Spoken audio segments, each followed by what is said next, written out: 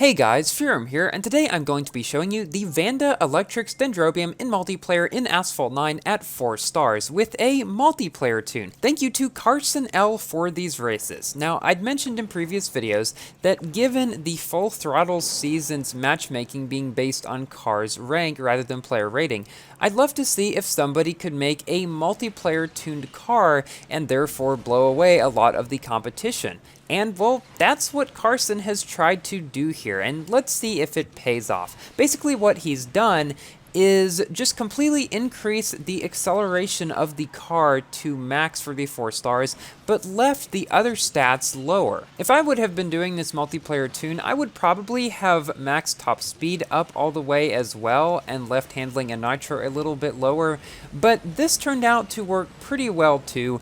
And, well, the thing is, in Asphalt 9, top speed is less of an important stat compared to the other stats when compared to Asphalt 8, where top speed was pretty much the thing that everybody would go for, because in Asphalt 8, it was very easy to maintain your top speed in the vast majority of cars. I mean, you had ones like the SLK and the Camaro, of course, which oftentimes did struggle to reach and maintain their top speed, but in Asphalt 9, cars like that are a lot more prevalent. Now, the Vanda, of course, is not one of them. The Vanda is a very agile car that is actually one of the best A-class cars for multiplayer, I believe. Not only can it drift super well, its acceleration is one of the best in the game, its nitro is extremely good, its top speed is better than what you might expect when you're in the perfect nitro, and overall it is a pretty stable car. I managed to unlock this car at 2 stars, and, well, it's not as good, obviously, as this one here. I might make a video about it when I get it to a higher star count, but at 2 stars,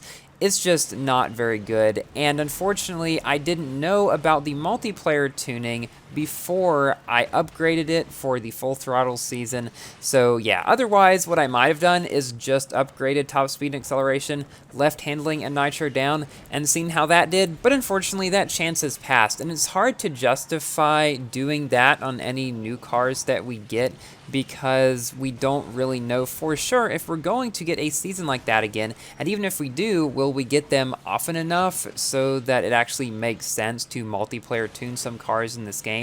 It really depends whether or not Gameloft does this much more. I would like to see it more often because apparently a couple of other seasons in the past also had this feature in it. However, I don't really think it's going to happen. It seems to be something that Gameloft pulls out just every so often, doesn't even make a big deal out of it, and so I don't really expect that it's something that they will bring a lot, or in any of the main seasons. Although that would be pretty cool. Honestly, I would really like to see one of the classic seasons, but just done with matchmaking based on car rank instead of player rating. I think that would be really cool. And of course, still have something in there where it would try to match you with players with close rating like in Asphalt 8, but just go based in general on the car's rank instead. I would like to see just how that really does in Asphalt 9, the dynamic versus in Asphalt 8, because in Asphalt 8 that worked pretty well. In Asphalt 9 we don't really know yet because, well, we have gotten some experience with it in the Full Throttle season in particular. We haven't gotten it in a full big range of cars, which is what we would get in a classic season.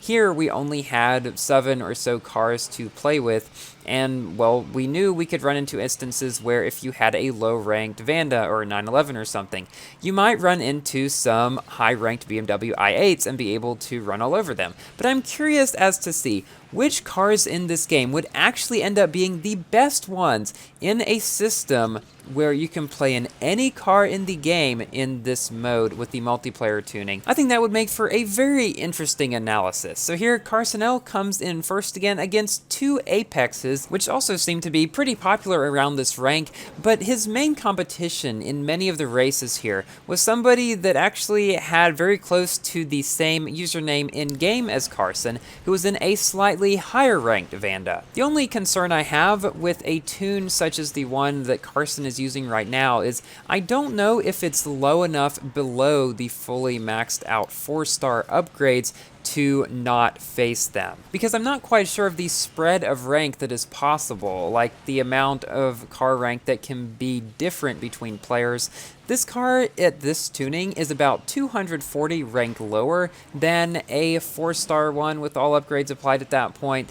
And so I think you would probably be safe from it in this case, because I haven't really seen much more than a 200 rank spread. But if you wanted to be really, really careful with it, if you wanted to try multiplayer tuning a car, I think it would be best to get one that already has really good aspects in some case, be it acceleration or handling or top speed or whatever it might be. And even better if it has multiple ones of those, because then you can just upgrade the other ones, not worry about those, still have pretty good handling or whatever you chose not to upgrade that the car already had really good of, and thus end up at a much lower rank with still a fun to drive or fast car or whatever it is you're going for with your multiplayer tune.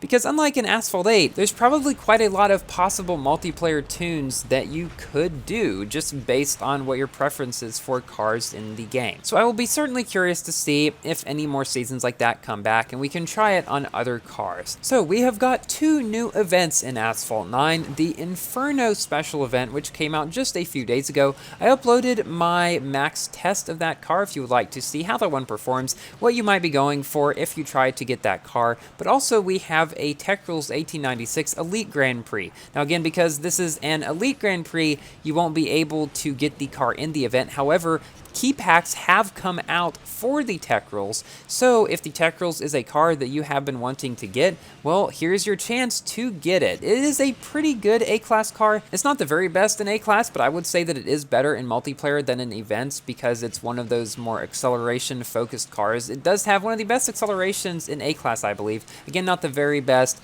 but I have mine at 4 stars. I made a video about it before, but I might make another one now, just because although my car isn't different, we have a whole new amount of players that are going to be probably unlocking the car, and multiplayer is going to be different. Just the circumstances, the cars the Tech Rules is going to be facing are going to be different. So that is why I've decided that I don't mind going back and testing cars that I previously have tested, even if they're at the same stars, because other circumstances might be different. A whole load of new players might be getting the car. We might have learned some new tricks. There's just a whole lot of other things that could be different besides the car itself. But about that Inferno event, it didn't look that bad coming into it, honestly, because the cars didn't look terrible that were required in it.